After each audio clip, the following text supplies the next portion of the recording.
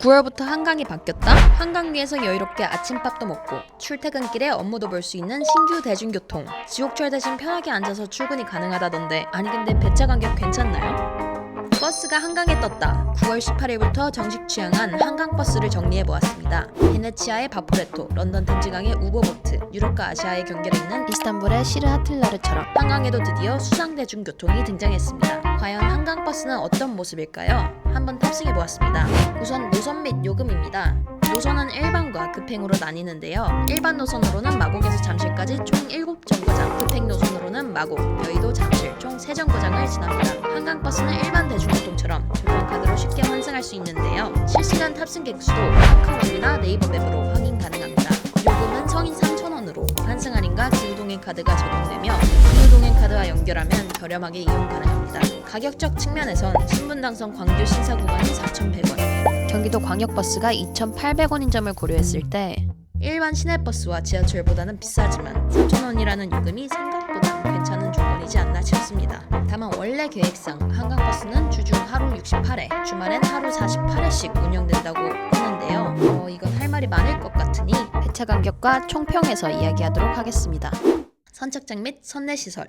저는 시범 운항 때는 잠실 선착장과 여의도 선착장, 그리고 취항 이후에는 뚝섬 선착장과 옥수 선착장을 이용했습니다. 규모가 꽤 있고 급행이 운행되는 여의도 선착장과 잠실 선착장은 무려 3층까지 있어 실내 시설도 알차게 들어있었습니다. 다만 옥수 선착장은 편의점만 들어있는 모습을 확인할 수 있었는데요. 그래도 편의점 테이블이 크게 있고 옥상도 이용 가능해 보여 작지만 알찬 선착장이 아닐까 생각됩니다. 환승거리도 여의도 선착장과 뚝섬 선착장 그리고 옥수 선착장은 체감 5분 내외로 실제로 걸어보니 생각보다 무리 있는 거리는 아니었습니다. 하지만 압구정 선착장의 경우 압구정역에서 도보 22분, 잠실 선착장도 만만치 않은 시간이 걸립니다. 따릉이를 배치해 환승이 용이하게 만들고 셔틀버스도 운행한다고 하지만 환승을 위해 따릉이와 셔틀버스까지 대동해야 할 정도의 거리라면 출퇴근길엔 이용에 무리가 있지 않을까 생각됩니다. 그래도 여의도 선착장을 포함한 몇몇 선착장의 경우 편의점과 라면존, 프랜차이즈 치킨점, 대형 카페 등도 들어와 있어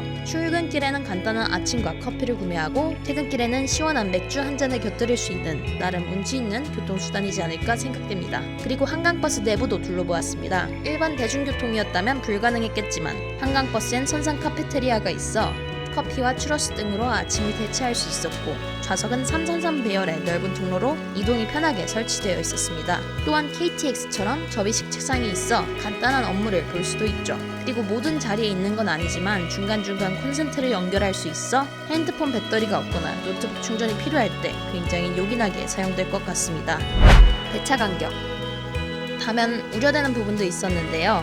우선 정식 취항한 이후에도 현재는 이미 시간표로 한 정거장당 각 방향 7편, 하루 14편의 한강버스가 운용되고 있었습니다. 원래 계획상 이야기된 주중 68편의 숫자에 비하면 턱없이 부족한 숫자인데요. 취항 이후 관심이 쏠려 많은 사람이 몰린 이유도 있었겠지만 일요일 2시 뚝섬 선착장에서 실제 탑승을 해본 결과 뚝섬, 마곡 방향의 탑승을 기다리던 시민들 중 많은 수가 탑승하지 못해 무려 1시간 30분 정도 기다려 다음 편을 타야 했고 마곡행, 잠실행 줄이 제대로 정리되지 않아 시민분들은 혼란을 겪어야 했는데요. 아직 취항 초반인 점을 고려하더라도 아쉬운 부분이지 않나 생각됩니다. 그리고 기존의 출퇴근용으로 안내한 것과는 달리 아침 11시부터 일반행만 운행하고 있어 아직까진 출근용보단 퇴근용, 관광용에 더 가까운데요. 그래도 추석 이후 10월 10일부터는 아침 7시부터 운행하고 급행편도 추가할 예정이라고 하니 지금보다는 훨씬 여유로운 탑승이 가능할 것 같습니다. 이동시간. 또 다른 단점으로는 이동시간입니다. 기존에 안내되었던 시간과는 달리 마곡, 잠실 이동시간이 무려 2시간대로 늘어났는데요. 급행 또한 마곡에서 잠실까지 54분에서 82분으로 늘어났습니다.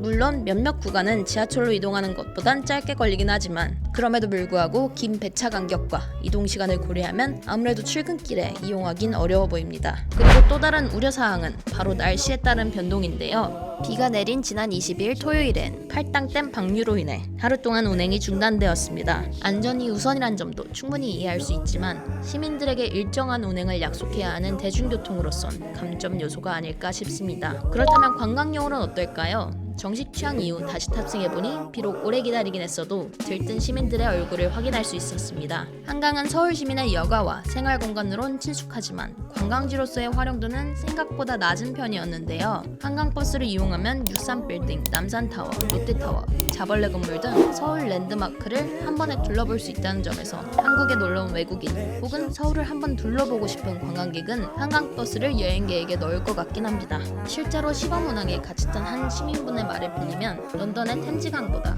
한강이 훨씬 넓어 볼만했고 저렴한 가격에 좋은 시설을 이용할 수 있다는 후기를 남겼는데요. 가격적인 측면에서도 한강버스는 3,000원에 이용할 수 있어 이동과 관광을 동시에 충족한다는 점이 큰 장점이라고 생각됩니다. 또한 자전거 거치대도 마련되어 있어 라이딩 후 편하게 이동할 수 있다는 장점도 있습니다.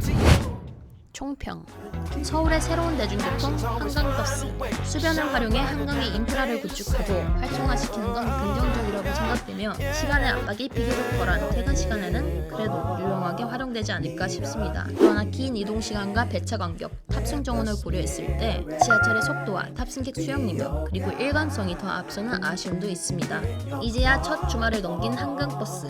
아직 보완해야 할 점이 많아 보이긴 합니다. 한강버스는 과연 사람들의 일상 속에 어떻게 자리 잡을까요? 그럼 다음 영상에서도 알찬 여행 정보로 돌아오겠습니다.